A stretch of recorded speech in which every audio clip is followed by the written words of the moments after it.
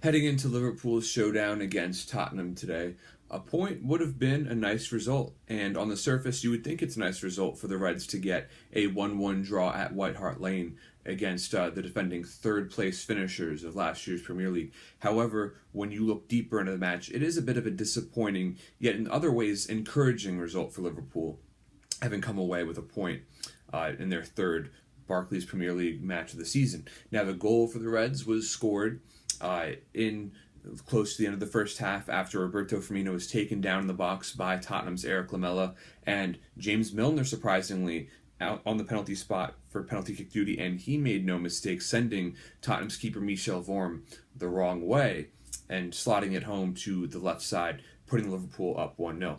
Now, it's very interesting, Vorm's performance. He played very well. Of course, he did not do so on the penalty kick. He showed which way he was going relatively early, but he did a great job stopping two of Philippe Coutinho's great attempts on goal. And when I say great attempts, I mean really great opportunities. Coutinho certainly should have scored the first attempt, which was well inside the penalty box, less than 5 minutes into the game. Sadio Mane played a brilliant through ball to Roberto Firmino, who unselfishly laid it off for Coutinho in a one-on-one with the keeper, and ultimately it was a kick save from Vorm that derailed what seemed to be practically a certain goal. The next one was kind of a half volley out of the air where Coutinho had to chest it down, a bit of a tougher chance, however, certainly one that the magician could have finished. So, Liverpool had so many great chances in the second half. Joel Matip had a header skim off the top of the post, not to mention the really controversial offside call made against, they didn't really clarify whether it was Sadio Mane, the would-be goal scorer, or Adam Lallana. Lallana was practically neck and neck with the Tottenham defender. Mane nowhere near offsides, and I personally thought it was the incorrect call, but that's football. It happens. And, so that the goal that should have been the 2-1 go-ahead goal for Liverpool was disallowed, and the Spurs equalized in the second half after a deflected cross from Eric Dyer landed for Danny Rose, who made no mistake blasting it past Simon Mignolet. You could make the case that several Liverpool players were at fault for the goal. James Milner misjudging the flight of the ball that landed for Dyer. Liverpool center backs could have done better, as could have Liverpool's right back, Nathaniel Klein. However, I was disappointed with Mignolet. I think he could have made that save, albeit it would have been a very tough one from such a powerful shot. But give Mignolet credit where credit is due. He made a terrific save off of a very powerful Toby Alderweireld header off of a corner kick that could have easily have gone in. He made some nice saves off of free kicks from Christian Eriksen and Lamela. And, overall, a decent performance from the shaky keeper.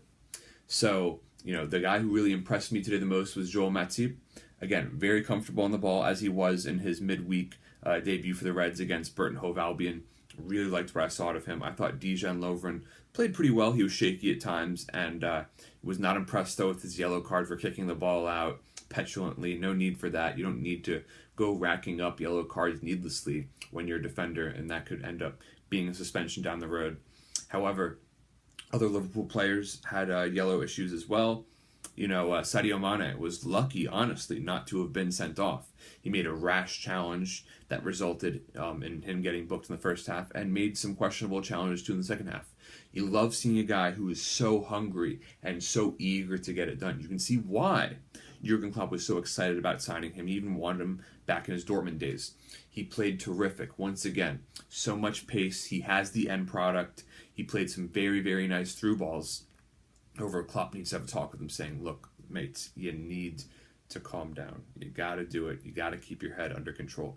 This is a guy who is, as a winger, has 6 red cards, which is a not the best disciplinary record, to say the least. So that's the one issue with Mane moving forward. However, he has been a terrific sign for the Reds. Loved what I saw from him today. Roberto Firmino played a great game quietly because it was such a selfless performance. Meanwhile, Jordan Henderson, again, another case where, someone who's not been playing well lately, giving credit where credit is due, thought he was much better. Jorginho Wijnaldum He's been a ghost as he tries to settle into Liverpool. Not quite ghostly today, but still you want to see more of an impact on the game from him. He made nice passes. The thing with him is he is very, very focused right now on making sure he maintains his shape, and especially in regards to his relationship with players like Adam Lallana and Henderson. So he's trying to make sure he does the right things. He is certainly an asset to the team once he gets his legs under him. It was an interesting match today because it was a scrappy battle between what people have been calling the pressing revolution of the EPL, if you will. Klopp loves the press, as does Tottenham's manager Mauricio Pochettino. The press was what resulted in Liverpool's opening attack that had Coutinho's shoulda, coulda, woulda been goal inside of 5 minutes. That set it up. And, both teams were able to get turnovers off that. Pretty even possession, but I think it's fair to say that Liverpool did more with its possession, which is why many Reds fans will be ruining the 1-1 result. Nevertheless, it is encouraging because you can clearly see that this is a team that's building rapport, but at the same time, you do want to see perhaps Klopp maybe make some changes when things are starting to stagnate as they did in the second half.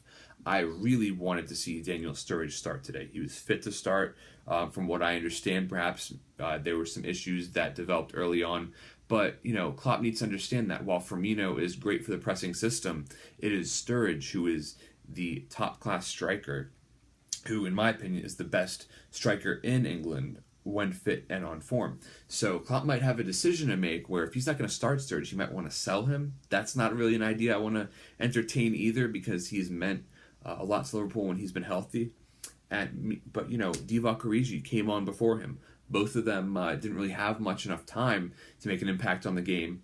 But it just seems like a situation where if Klopp's going to go with the 4-2-3-1, he'll start Origi or Sturridge up top. If he goes with the 4-3-3 like he did today, then you can pretty much bet on Firmino being the man to lead the line. So certainly more interesting storylines to play out moving forward. And we shall see how things progress after the international break when Liverpool face off against defending EPL champs Leicester City. So as always, Reds fans, you will never walk alone, and take care.